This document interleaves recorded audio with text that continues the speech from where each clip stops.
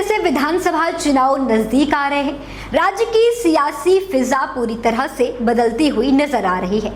राजनीतिक दल अपनी अपनी रणनीतियों को धार दे रहे हैं और हर पार्टी की कोशिश है कि कैसे जातिगत समीकरणों को अपने पक्ष में साधा जाए। 2023 की जातिगत जनगणना रिपोर्ट ने जैसे ही बिहार की सामाजिक संरचना को आंकड़ों में उतारा, वैसे ही सभी राजनीतिक दलों ने अपनी रणनीति को उस आधार पर नए सिरे से बनाना शुरू कर दिया है। हर पार्टी का फोकस वोटरों को जाति के रंग में रंगने में लग गया है। नमस्कार दोस्तों, मेरा नाम कनक मिश्रा है और आप सब देख रहे हैं द इंडिया लाइव।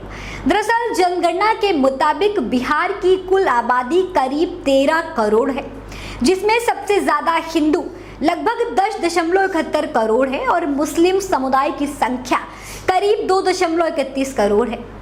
यही मुस्लिम मतदाता 87 विधानसभा सीटों पर सीधे तौर पर चुनाव परिणामों को प्रभावित करते हैं। इसके अलावा ईसाई, सिख, बौद्ध और जैन आबादी है, जिनका कुल प्रतिशत 1% से भी कम है।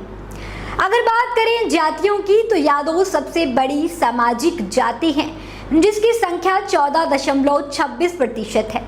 इसके अलावा ब्राह्मण 3.66%, राजपूत 3.45%, मुसहर 3%, कुर्मी 2.87% है, भूमिहार 2.86% है। इन आंकड़ों के सामने आते ही राज्य की तीनों प्रमुख राजनीतिक ताकतें आरजेडी, जेडीयू और भारतीय जनता पार्टी अपने अपनी सियासी पिच पर नए प्लान के साथ डटी हुई है। सबसे पहले बात करते हैं आरजेडी की, तो पार्टी अब भी अपने पारंपरिक एमवाई समीकरण यानी मुस्लिम यादव वोट बैंक को बनाए रखने में जुटी हुई है। पिछली बार आरजेडी ने 18 मुस्लिम उम्मीदवारों को मैदान में उतारा था, जिसमें से 8 ने जीत दर्ज की थी। यादव वोटरों का तो समर्थन लालू प्रसाद यादव और उनके परिवार के साथ बना ही हुआ है, लेकिन चुनौती यहाँ यह है कि एआईएमआईएम जैसी पार्टियों ने मुस्लिम वोटों में सेंध लगाने की कोशिश की है। हालांकि ओवैसी की पार्टी के 5 विधायक बाद में आरजेडी में शामिल हो गए थे, जिसके संकेत साफ है कि मुस्लिम मतदाता अब भी बड़े स्तर पर महागठबंधन के साथ हैं। वहीं दूसरी तरफ बात करते हैं जेडीयू की। जेडीयू ने इस बार दलितों पर बड़ा दांव खेला है। 20% के आसपास की दलित आबादी को लुभाने के लिए जेडीयू ने मंत्री अशोक चौधरी को मैदान में उतार दिया है।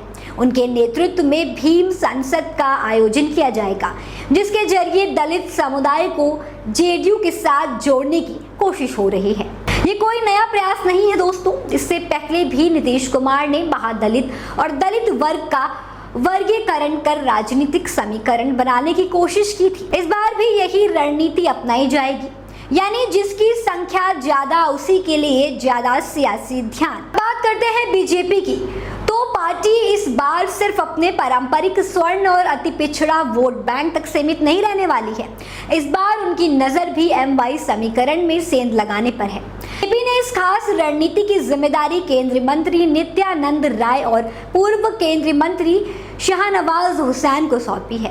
प्लान है कि नवंबर के महीने में पटना में एक बड़ा एमवाई शो आयोजित होगा, जिसमें मुस्लिम और यादव समुदाय के हजारों लोग शामिल होंगे। इसके जरिए पार्टी ये संदेश देना चाहती है कि बिहार में अब एमवाई समीकरण सिर्फ आरजेडी की जहागीर नहीं रह गया है, लेकिन सियासी मुकाबला सिर्फ इन्हीं 3 दलों के बीच नहीं है दोस्तों। इस बार मायावती की बहुजन समाज पार्टी भी फिर से बिहार में सक्रिय होने की कोशिश कर रही है। बीएसपी का सीधा फोकस दलित वोट बैंक पर है और मायावती की राजनीति हमेशा से शेड्यूल कास्ट फर्स्ट के नारे पर टिकी रहती है। हालांकि पिछले चुनाव में बीएसपी को सीमित सफलता मिली थी, लेकिन जातीय जनगणना के बाद दलितों की बढ़ी संख्या ने बीएसपी को फिर से उम्मीद दी है कि वो जेडीयू और आरजेडी के दलित प्रभाव को चुनौती दे सकती है। इसके साथ चिराग पासवान की भूमिका को भी नजरअंदाज नहीं किया जा सकता। लोक जनशक्ति पार्टी के नेता चिराग पासवान अपने पिता रामविलास पासवान की विरासत से सहारे दूसरे दलित वर्गों, खासकर पासवान समाज में बड़ी पकड़ रखते हैं। भले ही जेडीयू ने उन्हें बार बार अलग थलग करने की कोशिश की हो, लेकिन चिराग आज भी दलित युवाओं के बीच लोकप्रिय चेहरा माने जाते हैं। अगर वो सही रणनीति अपनाते हैं तो आगामी चुनाव में किंग मेकर की भूमिका निभा सकते हैं। वहीं भीम आर्मी के प्रमुख चंद्रशेखर आजाद भी बिहार की दलित राजनीति में एक नया चेहरा बनकर उभर सकते हैं।